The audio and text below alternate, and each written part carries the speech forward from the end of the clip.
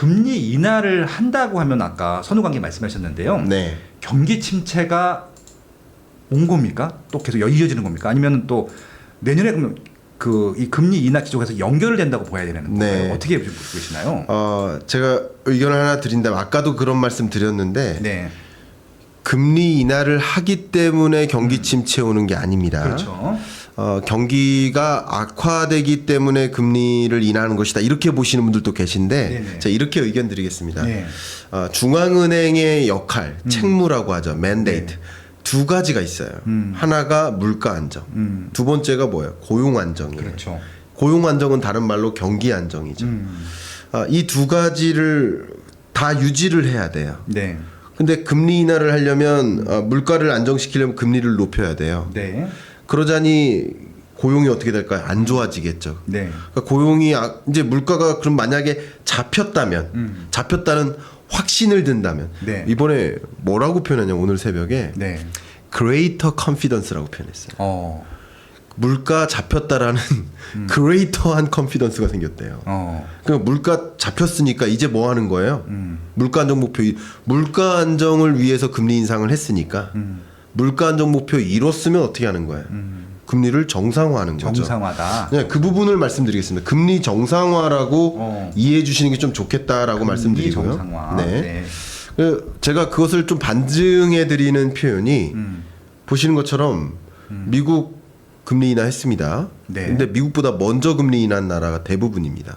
영국 그렇죠. 먼저 했어요. 영국 그랬죠. 먼저 캐나다 2번이나 먼저 했어요. 유로돈 2번이나 먼저 했어요. 유럽 쪽은 또 먼저 했군요. 스웨덴 먼저 금리 인하했어요. 스위스도 먼저 금리 인하했어요. 네네. 일본은 뭐죠? 올리지 않았네, 근데? 일본도 금리 정상화입니다. 정상화. 올린 게 정상화. 마이너스 금리에서 마이너스 금리에서 예. 그러니까 저 나라들마다 그러네요. 갖고 있는 중립 금리가 있어요. 목표 금리.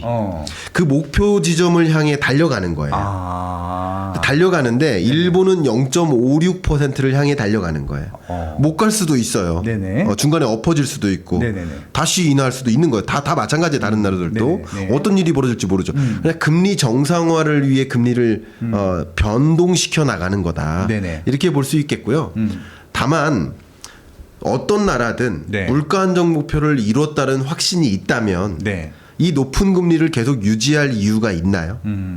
추가적인 실업자가 발생하게, 그렇죠. 기업들이 신규 투자를 못하게. 기업들이 어렵죠, 그렇게 되면. 그렇죠. 그러니까 이 높은 금리에서 좀 내려오는 통화 정책의 정상화라고 좀 이해해 주시면 좋겠다. 이제 이해를 했네요. 예. 알겠습니다. 그런 겁니다. 다만 물가 안정 목표 이뤘다면 그러면 조금 더 고용을 더 이렇게 활발하게 그죠? 취업자를 더 늘리게 네. 기업들이 더 적극적으로 활발하게 투자할 수 있는 여건을 만들어주기 위해서 네. 금융통화정책 당국은 통화정책을 정상화하는 움직임인 것이다. 이렇게 의견을 드리겠습니다. 미국 주식이나 이런 거 보게 되면은 계속 좋았었잖아요. 얼마 네. 전까지. 그다음에 네. 고용률도 좋다라고 하고 맞습니다. 돈도 많이 벌고 뭐 임금도 많이 올랐다고 하는데 한국은 기에 비해서 진짜 거의 뭐 지지부진했단 말이죠. 근데 네. 다른 나라를 봐도 미국처럼 좋은 나라를 잘 못 보겠어요. 맞아요. 예. 미국 혼자 좋았었거든요. 예. 그건 저희가 어떻게 이해를 해요?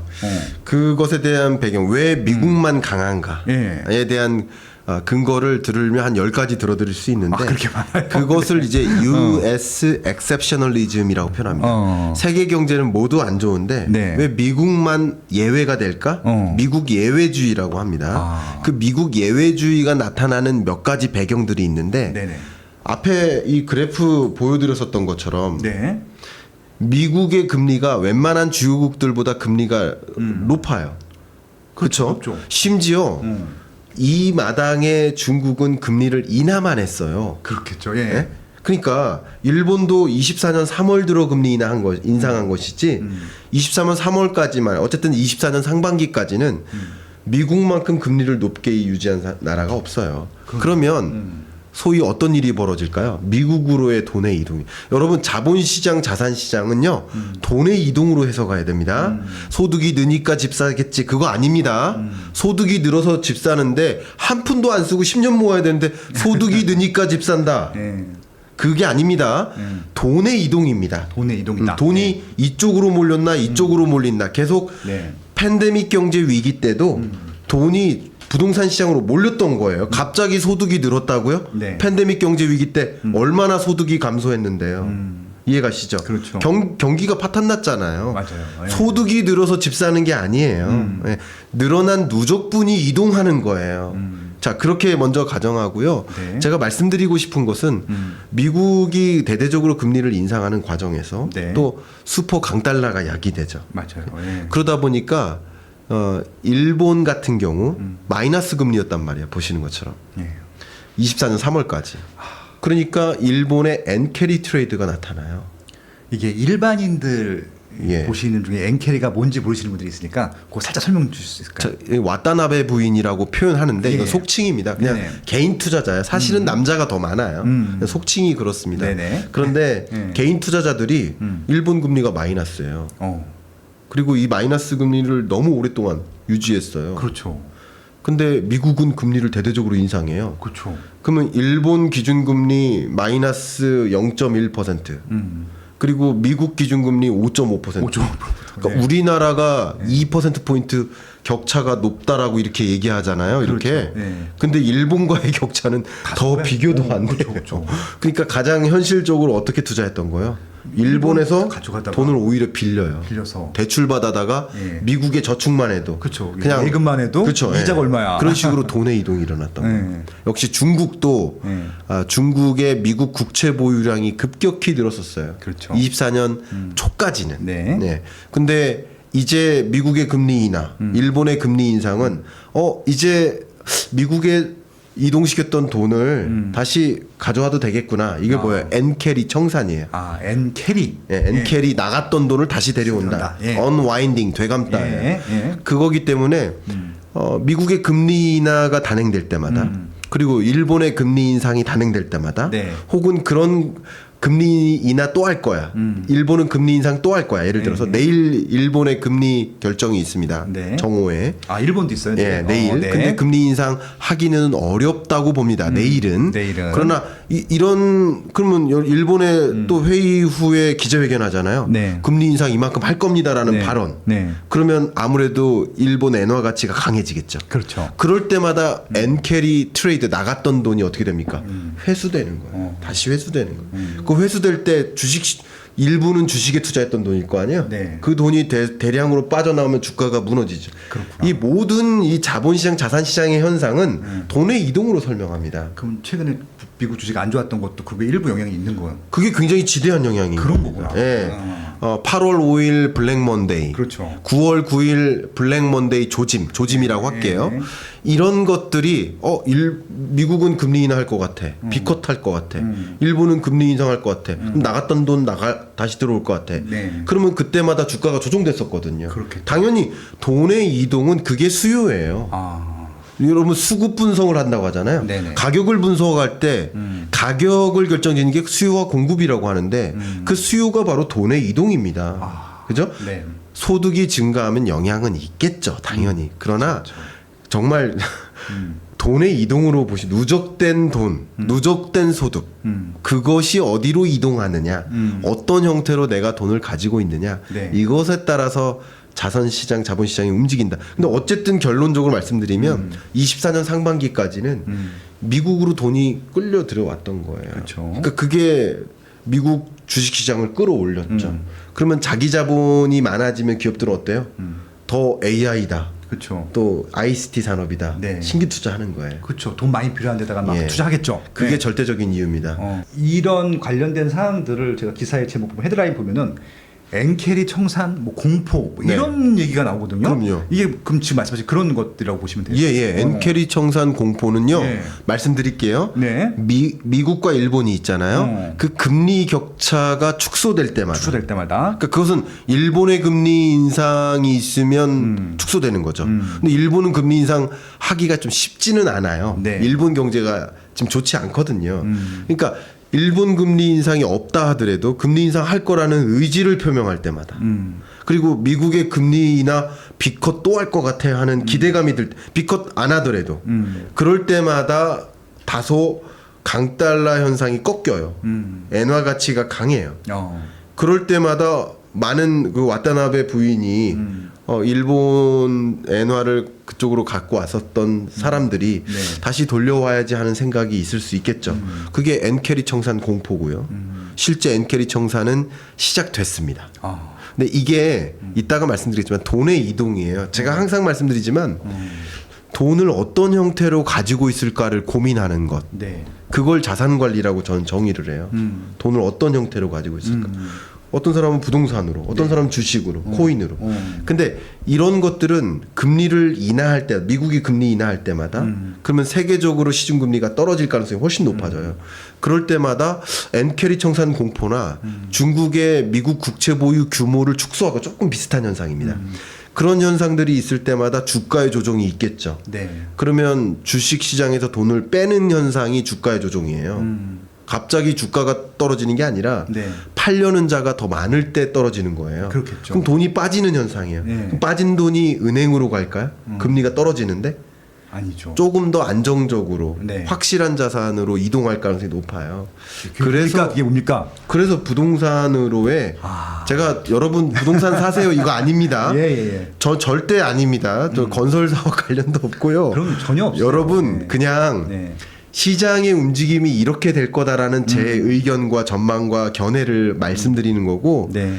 절대 그렇게 오해하시고 판단하시면 안 됩니다. 절대 그렇게 하지 않았으면 좋겠습니다. 야, 근데 아무튼 일본이라는 나라가 이제 거대한 경제를 갖고 있긴 한가 봐요. 그러니까 그럼요. 엔캐리 청산이라고 하는 표현을 쓸 정도로 미국 그럼요. 분들도 그걸 주목하고 있는 거잖아요. 그러면 그런 그러니까 거죠. 이게 엔캐리 자금의 규모를 추산하기 굉장히 어려워요. 네, 굉장히 어려운데 네.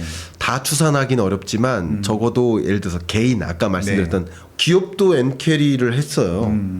일본 정부도 우리나라 국민연금도 해외 자본 비중을 늘려요 계속. 즉 한국 주식보다 미국 주식을 더 많이 샀어요. 더 많이 샀고요. 네. 지금 전체 네. 국민연금 기금운용본부 저도 여러 번 다녀왔지만 네. 그 국민연금 기금운용본부에서 운용하는 그 전체 기금을 35%가량 해외 자본이에요. 네네. 그러니까 역시 정부도 정부 사이드 네. 공적 자금도 이동하는 거예요.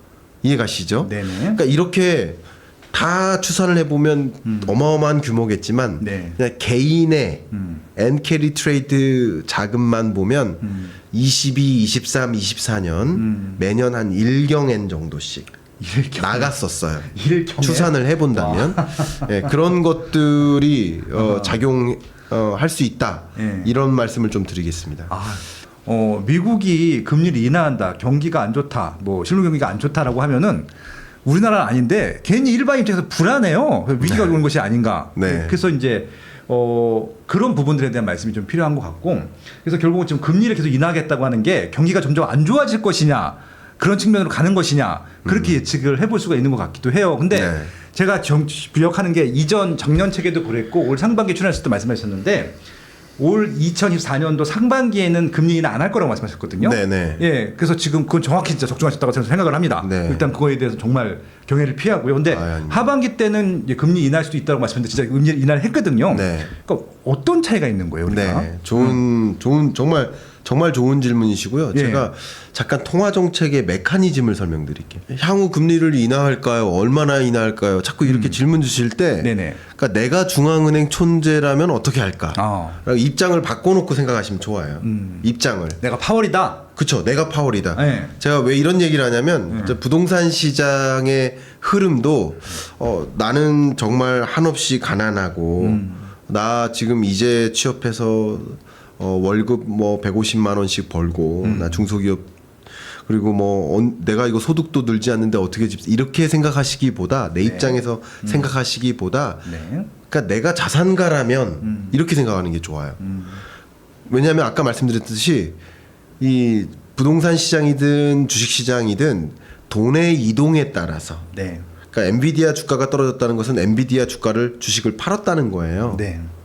그러니까 그 해당 종목에 해당 부문의 돈의 이동이 뭘로 인해 야기되나라는 것을 보셔야 돼요. 그래서 금리에 대한 향방을 여러분 생각하실 때는 내가 파월이다라고 생각했을 때 네. 그러니까 통화 정책의 메커니즘을 보시면 네. 쉽게 이해하실 수 있습니다. 제가 말씀 한번 드리면 네. 운을 뗀다면 제가 정말 연준 의장 중에 그동안의 연준 의장 중에 참 존경하는 분 한 분이 그린스펀이에요. 너무 유명한 유명하시죠. 정말 네. 전설의 연준 의장이고요. 네. 이분이 임기가 자그마치 20년이었습니다. 임기가. 그렇게 오래 할 수 있었나요? 예, 5번이나. 아, 5번을 할 수 있었구나. 예. 보통 2번 하면 나와야 되는 거 아니에요? 1987년부터 어. 2006년까지 5번. 이분이 어떤 말씀을 하셨냐면 네. 비정상적인 일이 아니라고 한다면 비정상적인 일이 아니라고 한다면 B컷의 금리 인하는 어렵다. 아. 이게 통화 정책의 메커니즘이에요. 아. 다만 네. 오늘의 FOMC 회의에서의 금리 인하는 네. 경기의 비정상적인 경제 위기나 이런 상황에 내몰린 것이 아니라 7월에 금리 인하 했었어야 되는데 네. 지금 보니까 고용이 어쨌든 냉각되고 있는 건 사실이거든요. 네. 근데 뭐 아직도 탄탄해요. 미국 고용 시장이 네. 4.5%가 자연 실업률이에요. 자연 실업률은 뭐냐면 자연적으로 발생하는 실업자. 예를 들어서 65세 교수님이 정년 퇴직하시는 거거든요. 그렇죠. 그럼 실업자가 되시는 거거든요. 그렇죠. 그런 자연 실업자들이 통상 요만큼은 돼. 그게 자연 실업률이에요. 맞습니다. 예. 4.5%가 아직도 안 돼요. 그러니까 지금 미국 경제가 심각한 상황이 아닙니다. 그런데 왜 비컷을 했느냐? 네.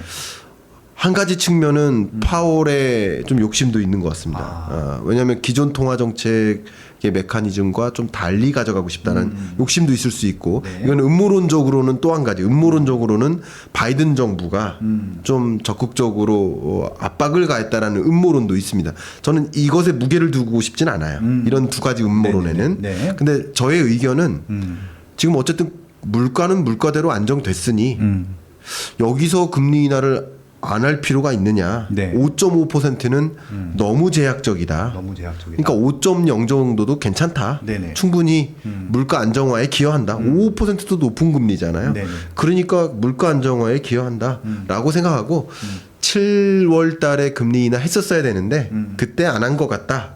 그래서 7월, 9월 두 번 금리 베이비 컷으로 하면 0.5잖아요. 아. 그러니까 결국 그런 거고 왜 이 말씀들을 드리냐면 점도표 상에서 우리 연내 종점 금리 그러니까 어쨌든 두 번의 베이비 스텝을 예고하고 있어요. 이 중간값이 4.4거든요. 그러니까 두 번의 금리 인하예요. 그러니까 결국 종점 금리는 같아요. 그러니까 7월에 안 했던 걸 후회하는 거예요. 일종의. 네. 그때 7월에 금리 인하 했으면 물가는 물가대로 잡혀왔을 거고 네. 그리고 고용도 굳이 4.2, 4.3까지도 안 갔다. 네. 정말 최고의 연준 의장이다라고 평가받을 수 있었을 기회를 놓친 것 같다 하는 네네. 생각도 담긴 것 같습니다. 자, 이 그래프를 한번 보여드리면요. B컷의 금리 인하를 했던 것이 2008, 9년 금융위기 왔을 때 아, 그때는 진짜 급속하게 금리 인하 했었네. 예. 그리고 2020년 팬데믹 경제 위기 왔을 때 그렇겠네요. 예. 정확히 역성장하는 경제 위기 때예요. 미국 경제. 경제 위기 상황에 네. 이 비이상적인 이상한 상황에 금리를 대대적으로 인하한 것이다라고 말씀을 드리고요. 네. 이게 통화 정책의 메커니즘이에요. 그러나 지금처럼 경제 위기 상황이 아니라고 한다면 미국 경제 성장률 전망치가 연준의 전망도 올해가 2.0이에요. 연준의 전망도 내년도 2.0이에요. 네네. 그러니까 이상한 이런 경제 위기 맞습니까? 아니, 연준도 경제 위기라고 보지 않아요. 그런데 이렇게 금리 인하한 것을 해석해 보자면 7월에 안 한 것을 나중에 한 것이다라고 생각만 해주시고요. 앞으로도 B컷을 단행할 가능성은 좀 많지 않다. 이렇게 의견을 드리고요. 그렇기 때문에 금리 인하를 할 때 경제 위기 온다? 이것은 해석이 아까 말씀드린 것처럼 비 오니까 우산 쓰지 우산 쓰니까 비 오는 게 아닙니다. 네. 통화 정책의 메커니즘상 2026년까지 천천히 점진적으로 3%를 향해 가겠다. 이게 중립금리거든요. 네네. 그럼 이 통화 정책의 메커니즘상 지금 B컷은 어쩌면 그렇게 해석하는 것이 맞지 않을까. 과도한 경제 위기, 경기 침체까지는 아닌 것이다라는 의견을 드리겠습니다. 현재로서는 이건 언제든지 바뀔 수 있어요. 알겠습니다. 근데 중립금리를 연준은 어쨌든 3% 정도로 생각하고 있고요. 한국은행으로서는 그 중립 금리를 2.5% 정도로 판단하고 있다라고 저는 해석을 합니다. 제 해석인 거예요. 아, 그럼요. 이거 예, 해석을 하고 있고, 그러니까 금리가 미국이 더 높은 수준에서 계속 유지될 거라는 사실은 있습니다.